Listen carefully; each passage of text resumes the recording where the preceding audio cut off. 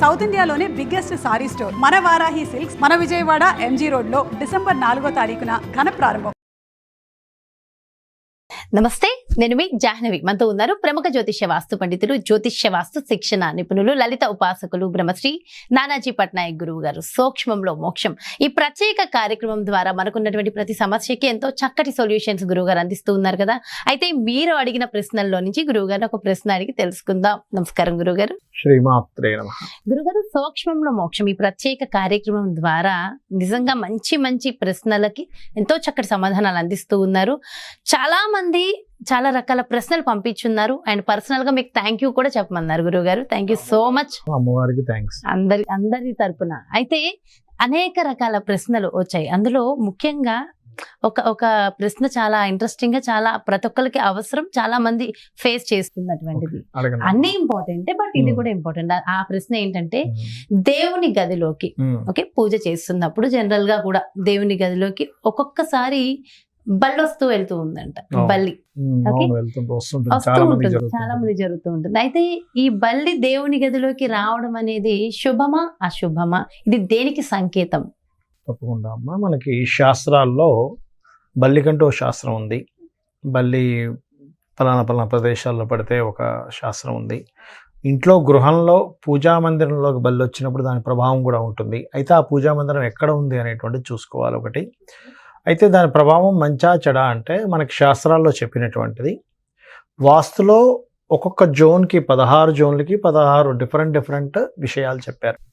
ఏ జోన్కి ఏ దేవతా స్వరూపాలు ఉంటారు, అక్కడ ఉండేటువంటి దోషమా లేకపోతే బాగుంటే అలా ఉంటుంది అనేటువంటిది మనం గత చాలా వీడియోలో చెప్పుకున్నాం. అయితే ఈ బల్లి విషయం దగ్గరికి వచ్చేసరికి మనకి శాస్త్రాల్లో చెప్పినటువంటిది ఏమిటి అంటే, బల్లి అనేటువంటిది కాలస్వరూపంగా చెప్తూ ఉంటారు. అందుకే మీరు గమనించండి, ఎవరైనా ఏదైనా అన్నప్పుడు బల్లి చప్పుడు చేస్తుంది, సత్యం అంటారు. బల్లి శకునం అంటారు. బల్లి చప్పుడు చేసింది నిజమే జరుగుతుంది అంటారు. సత్యం అంటూ ఉంటారు. ఎందుకంటే బల్లిని సహజంగా కాలస్వరూపుడుగా తీసుకుంటూ ఉంటారు. మనకి చూడండి అమ్మా, మనకి బల్లిని ముట్టుకుంటారు. బంగారు బల్లి, వెండి బల్లి అని ఉంటుంది, తెలుసా మీకు? ముట్టుకుంటారు, వెళ్ళి కామాక్షి ఆలయంలో ముట్టుకుంటారు వెళ్ళి. ఎందుకు బల్లిని చేసి ఎందుకు ముట్టుకున్నారంటే దానికి ఒక శాస్త్రం ఉంది అనేది మనం అర్థం చేసుకోవాలి. అయితే ఎప్పుడైనా సరే పూజా గదిలోకి బల్లి వచ్చినప్పుడు సర్వసాధారణంగా అందరూ చేసేది అయ్యో ఇక్కడ పూజ చేస్తుంటే ఇక్కడ వచ్చింది అని చిన్న భయం ఉంటుంది వాళ్ళకి, తీసేసేయండి. అంటే దాని అర్థం ఏమిటో చెప్తానండి. ఈశాన్యంలో పూజ గది ఉందనుకోండి, ఎవరికైనా గుర్తుపెట్టుకోండి. సర్వసాధారణంగా పూజ గదిని మొట్టమొదటి ప్రియారిటీ ఎక్కడ ఇమ్మన్నారు శాస్త్రంలో అంటే ఈశాన్యే దేవతా గృహ. ఈశాన్యంలో పూజ గది కట్టుకున్నారు, బల్లి వచ్చింది అక్కడికి. అంటే దాని అర్థం ఏమిటంటే నువ్వు నీ ఆలోచనలో ఏదో మాయలో పడబోతున్నావు అని అర్థం. అంతేనమ్మా. ఒకవేళ కొంతమందికి ఎలా ఉంటుందంటే ఈశాన్యం కాకుండా కాస్త తూర్పు ఈశాన్యంలోకి వంటగదిలో పెడుతుంటారు కొంతమంది పూజ గదిని. వంటగదిలో పెట్టేటప్పుడు గుర్తుపెట్టుకోండి, అక్కడ కనుక పూర్తిగా ఆగ్నేయం వస్తే పెట్టకూడదు. ఆగ్నేయం కొంచెం తూర్పు ఆగ్నేయం కూడా ఉందనుకోండి, అక్కడ పెట్టచ్చు. గుర్తి ఆగ్నేయంలో అసలు పూజ గది పెట్టకూడదు. అలా కాకుండా ఇప్పుడు నేను ఇందా చెప్పిన ఆగ్నేయ ఈశాన్యం కాకుండా తూర్పు ఈశాన్యంలో ఉందనుకోండి పూజ గది మీది, అక్కడ కూడా పెట్టచ్చు అని చెప్తుంది.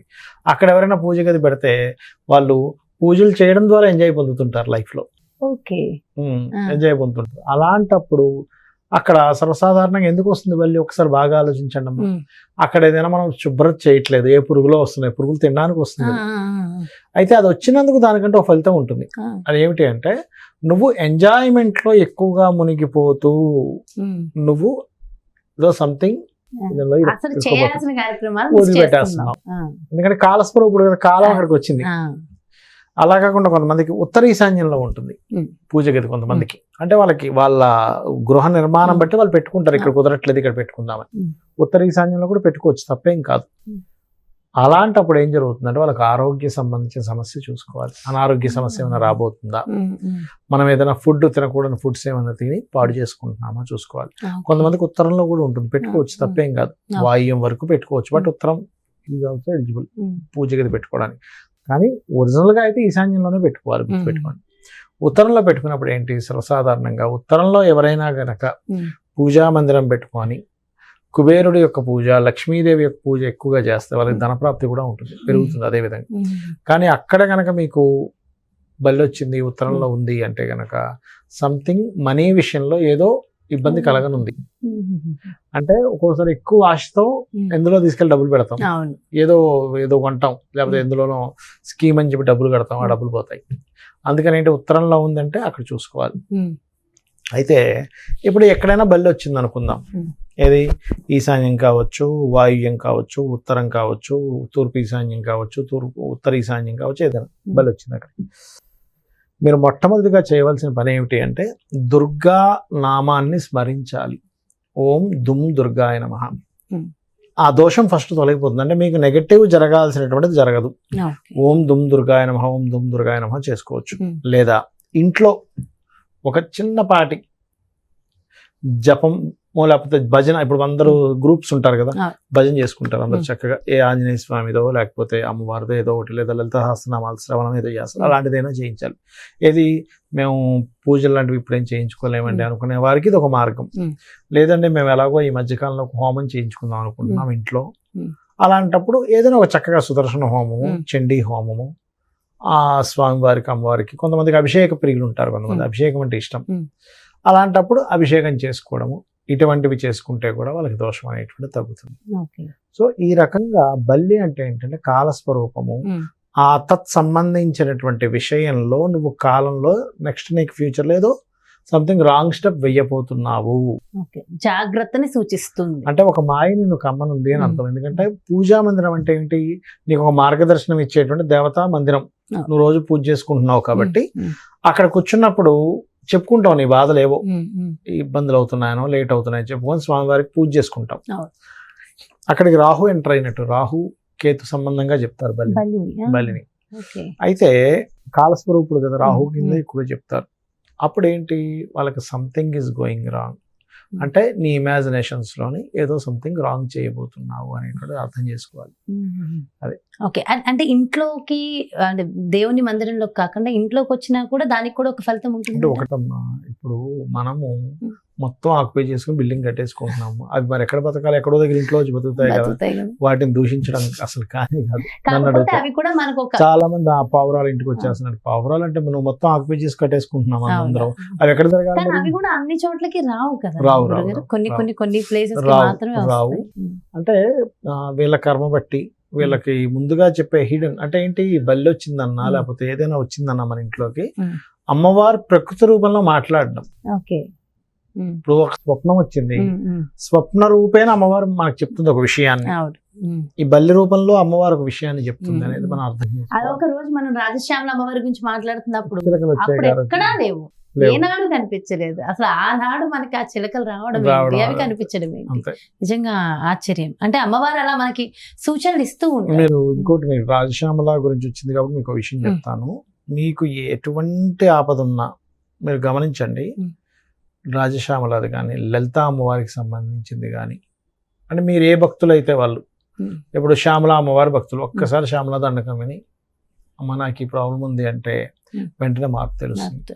లేదు లలిత అమ్మవారి భక్తులు, మీరు లలిత అమ్మవారికి సంబంధించిన శ్రీమాత్రి నమః అనుకున్నా, లేదా లలిత సహస్రనామాలు మొత్తం విన్నా చదివినా వెంటనే దానికి పరిష్కారం దొరుకుతుంది. విష్ణు భక్తులు ఒక్కొక్కరికి ఒక్కొక్క ఇది ఉంటుంది, ఎందుకంటే పంచమాధిపతి వెళ్ళి కాంబినేషన్ బట్టి వాళ్ళకి దాని మీద ఎక్కువ ఆకర్షణ భక్తి ఉంటుంది. విష్ణు సహస్రనామాలు అలా మీరు చేస్తే, అంటే పరిపూర్ణమైన విశ్వాసంతో కనుక చేసినట్లయితే ఖచ్చితంగా మీకు అక్కడ దాని ప్రభావం కనబడుతుంది, కళ్ళ కట్టినట్టు కనబడుతుంది, ఎటువంటి సందేహం లేదు. అయితే గురుగారు, ఇప్పుడు పూజా మందిరంలో బల్లి వచ్చినప్పుడు ఒక్కొక్క ప్లేస్ కి ఒక్కొక్క సైన్ అని చెప్పాం కదా, దానికి రెమెడీస్ ఏమైనా ఉంటాయా? అది ఇప్పుడు నేను చెప్పినట్టుగా లలిత గాని ఇందాక చెప్పాను కదా, ఏదైనా గ్రూప్ ఆఫ్ దీంతో గ్రూప్ ఆఫ్ చండీ యాగం చేసుకుంటారు, లేకపోతే అందరూ భజన చేసుకుంటారు. అలాంటిది ఏదైనా భగవత్ సంబంధించిన భజన ఏదైనా ఇంట్లో చేయడం కానీ, లేదంటే అంతమంది మాకు అంత గ్రూప్ లేదు అని అనుకునేటువంటి వారు చక్కగా అక్కడ శుభ్రం చేసి కొంచెం ఉప్పు నీళ్ళతో జల్లి శుభ్రం చేసి చక్కగా మీరు అమ్మవారికి సంబంధించిన స్తోత్రాలు ఏమైనా చదువుకున్నా కూడా దోషం పోతున్నాం. అంటే ఏం లేదు, అక్కడ ఒక పాజిటివ్ ఎనర్జీని క్రియేట్ చేస్తున్నాం. అంటే ఆలోచన పూజ అంటే ఏంటంటే మీకు మీ భగవంతుడికి, ఇంట్లో ఉన్న భగవంతుడికి ఒక ఆలోచన సంబంధించి రాహు ఎంటర్ అయ్యాడు బల్లి రూపంలో. అంటే సంథింగ్ కాలంలో నువ్వు చేసే ఆలోచన ఎక్కడో తప్పుదారి పట్టబోతుంది కాబట్టి జాగ్రత్తగా ఉండు. సింపుల్. అక్కడి నుంచి మాక్సిమం దాన్ని వెళ్ళనిచ్చేయడం మంచిది. అంటే పురుగులు ఉన్న దగ్గర బల్లులు వస్తాయి.